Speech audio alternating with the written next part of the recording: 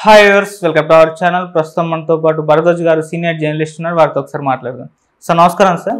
అంటే సార్, తెలంగాణ నుంచి 8 మంది ఎంపీలను ఇచ్చారు. మరి తెలంగాణకి ఇచ్చిన బడ్జెట్ ఏంటి అని చెప్పేసి తెలంగాణ వాళ్ళు క్వశ్చన్ చేస్తున్నారు సార్. అంటే బీజేపీ బీఆర్ఎస్ని తొక్కేసి ఆ ప్లేస్లోకి రావాలి, రేపటి రోజు కాంగ్రెస్ వర్సెస్ బీజేపీ ఉండాలి అని చెప్పి తెలంగాణలోనే ఒక ప్రోగ్రామ్ నడుస్తుంది సార్. దాన్ని ఎంతో చర్చించుకుంటాం. అటువంటి టైంలో మరి తెలంగాణకు కూడా ఎంతో కొంత బడ్జెట్ కేటాయిస్తే బీజేపీ కాస్త బెటర్ అవ్వచ్చు కదా అని చెప్పేసి కూడా చాలా మంది అభిప్రాయం సార్. మరి ఎందుకు తెలంగాణ పక్కన పెట్టేసింది అన్నారు? తెలంగాణకి సంబంధించి కేటాయింపులు ఏ మేరకు జరిగినాయి, దానికి సంబంధించి కాంగ్రెస్ నుంచి విమర్శలు ఏమిటి అనేది ఇంకా స్వరూపానికి రాలేదంటే ఇక్కడ ప్రధానంగా ఏపీకి సంబంధించి స్పెషల్ స్టేటస్ అనే నినాదం ఒకటి నడుస్తుంది.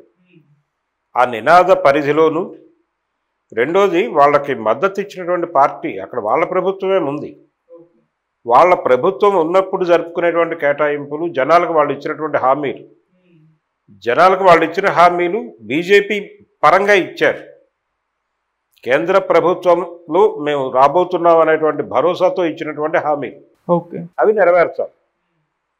తెలంగాణకు వచ్చేసరికి ఈ స్థాయి కేటాయింపులు జరపటం అనేది కనిపించదు. అంటే తెలంగాణకి జరిపినటువంటి కేటాయింపులు తెలంగాణ పద్ధతిలోనే ఉంటాయి, తెలంగాణ కండిషన్కి అనుగుణంగానే ఉంటాయి.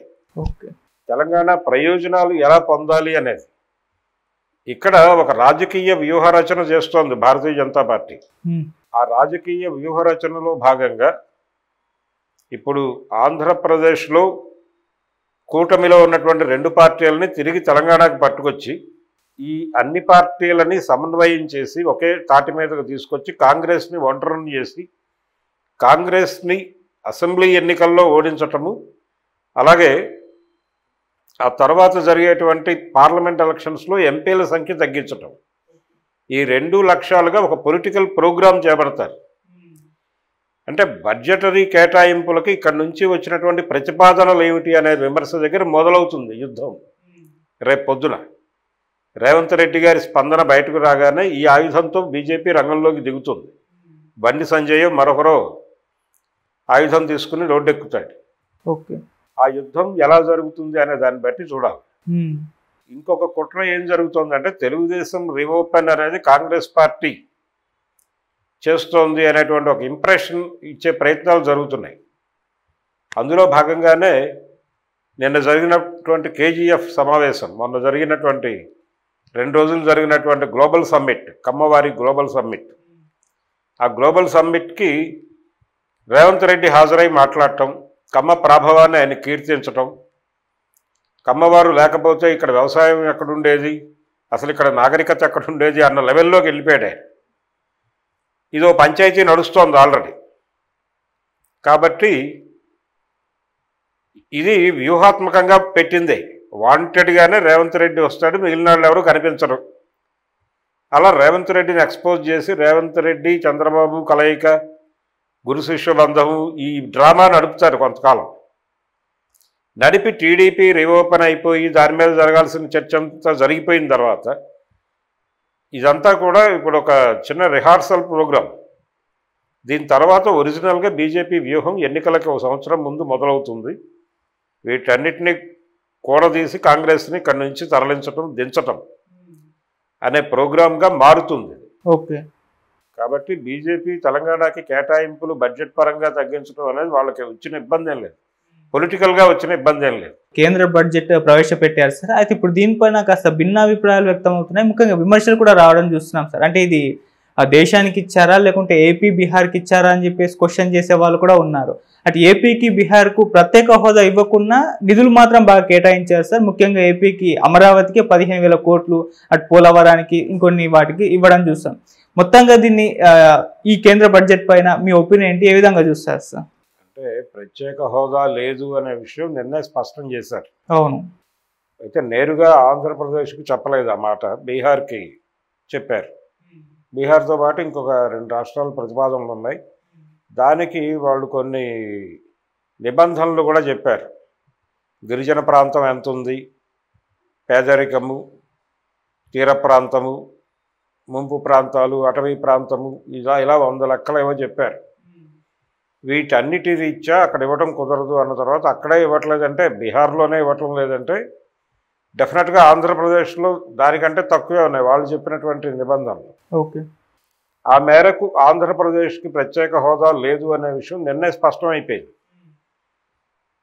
కాబట్టి డెఫినెట్గా ఈరోజు బడ్జెట్లో దానికి సంబంధించిన బుజ్జగింపు కార్యక్రమాలు ఉంటాయి అని అందరూ అనుకున్నదే. ఆవిడ కూడా అదే పద్ధతిలో ప్రయాణించి అమరావతి అనేటువంటి వ్యవహారాన్ని ఒక కొలిక్కి తీసుకొచ్చారు.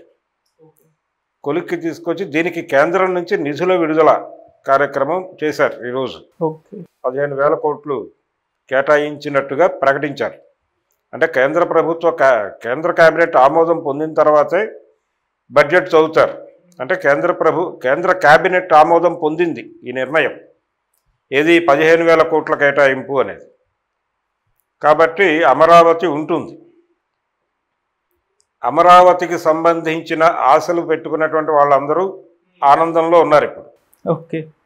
కేంద్ర ప్రభుత్వ ఆశీర్వాదం దొరికింది మాకు అని. ఈరోజు ఆయన రామ్మోహన్ నాయుడు అదే మాట్లాడాడు, కేంద్ర మంత్రి, తెలుగుదేశం నాయకుడు.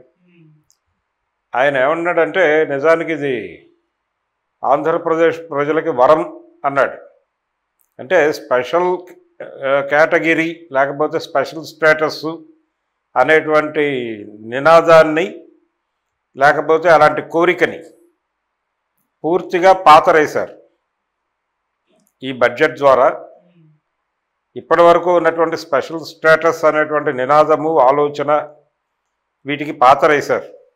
ఇప్పుడు స్పెషల్ స్టేటస్ అనేది కేవలం ఇప్పటికీ ఏపీలో సరఫరా అవుతున్నటువంటి మద్యం సీసాల మీద మాత్రమే ఉంటుంది, ఇంకెక్కడా ఉండదు అనేది ఆవిడ స్పష్టంగా చెప్పేశారు. అయిపోయింది. సో క్యాపిటల్కి 15,000 కోట్లు, అలాగే పోలవరానికి 12,500 కోట్లు కేటాయిస్తామని చెప్పారు. అది 1,000 కోట్లే, ఇది 1,000 కోట్లే. కాబట్టి భారీ నిధులు ఇచ్చినట్టే.